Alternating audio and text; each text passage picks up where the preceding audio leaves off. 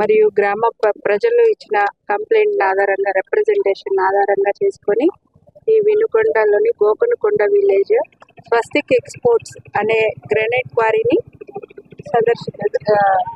Inspection చేయడం జరిగింది.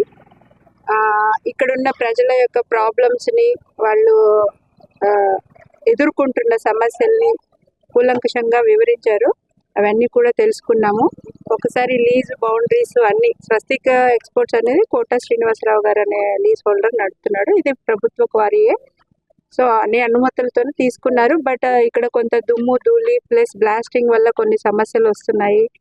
జనజీవనానికి కొంచెం ఇబ్బందులు వస్తున్నాయి. ఇళ్లకు పగుళ్ళు వస్తున్నాయి అని చెప్పేసి ఇక్కడ ప్రజలు విజ్ఞప్తి చేస్తున్నారు. తగిన చర్యలు తీసుకోమని కోరడం అయింది. సో ఇక్కడ ఒకసారి లీజ్ పరిసరాలను మొత్తం పరిశీలించేసి బౌండరీస్ని చెక్ చేసుకొని విలేజర్స్కి ఏ రకంగా ఇబ్బంది